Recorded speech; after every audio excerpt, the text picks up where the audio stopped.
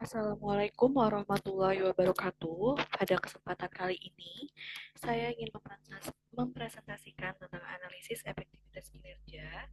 Pertama-tama perkenalkan dulu, nama saya Rabiatul Haifa Amira.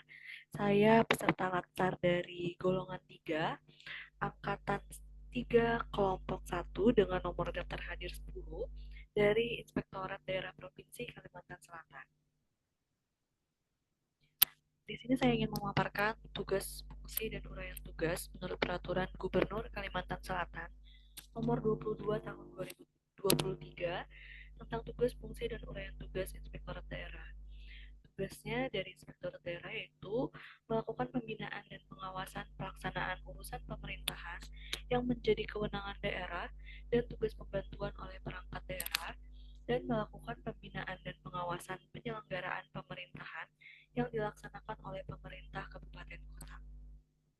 Untuk fungsinya yaitu perumusan kebijakan teknis bidang pengawasan dan fasilitasi pengawasan, pelaksanaan pengawasan internal terhadap kinerja dan keuangan melalui audit, review, evaluasi, pemantauan, dan kegiatan pengawasan lainnya. Yang ketiga, pelaksanaan pengawasan untuk tujuan tertentu atas penugasan dari gubernur dan atau menteri. Yang keempat, penyusunan laporan hasil pengawasan. Yang kelima, pelaksanaan koordinasi pencegahan tindak pidana korupsi.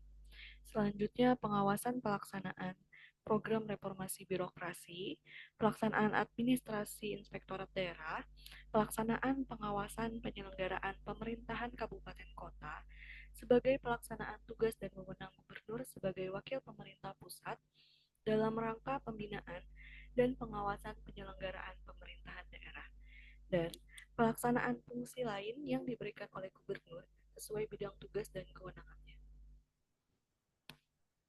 Sekarang saya ditugaskan di Inspektur Pembantu 2, sebagaimana dimaksud dalam pasal 2 ayat 5 huruf C.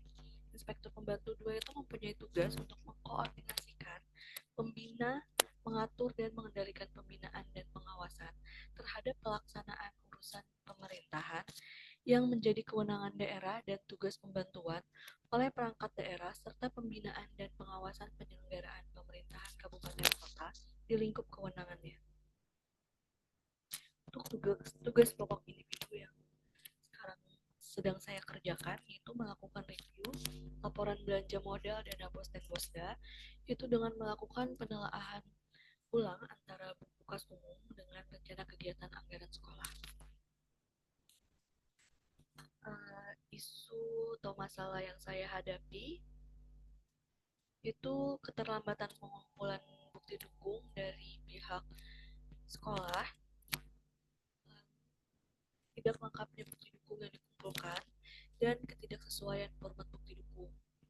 Dampak dari masalah tersebut menghambat proses verifikasi dan pelaporan, mempengaruhi kredibilitas dan akuntabilitas lembaga, potensi sanksi administratif dari pihak pengawas, potensi audit internal eksternal yang tidak memenuhi standar, dan proses pengolahan data yang menjadi lebih sulit. Untuk alternatif, ada penetapan struktur tanggung jawab sejak awal, SOP dan sistem monitoring rutin, dokumen pendukung seperti checklist dan format standar, penegakan aturan melalui surat tugas dan sanksi administratif, pembentukan budaya kerja tertib dan disiplin. Berikut saya lampirkan menggunakan piston diagram seperti yang dilihat.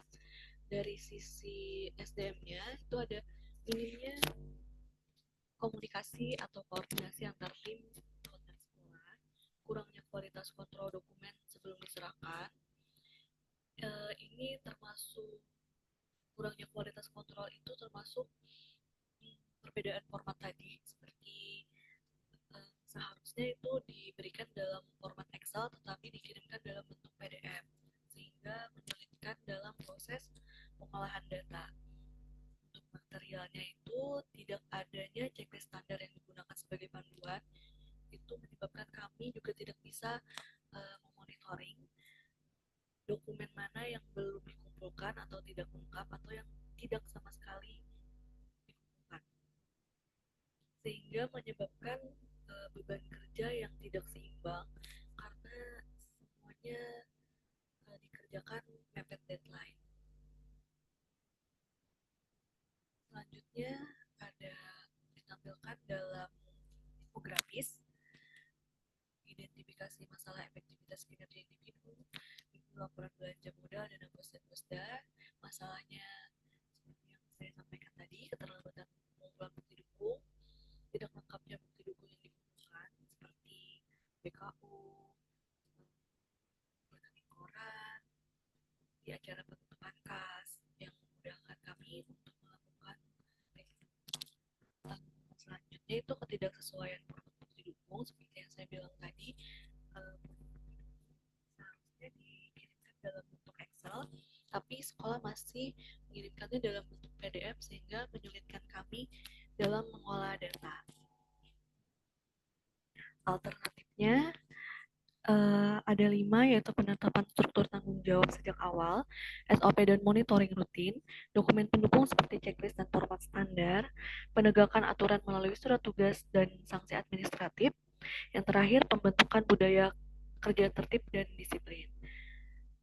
Sekian presentasi dari saya, mohon maaf. Wassalamualaikum warahmatullahi wabarakatuh.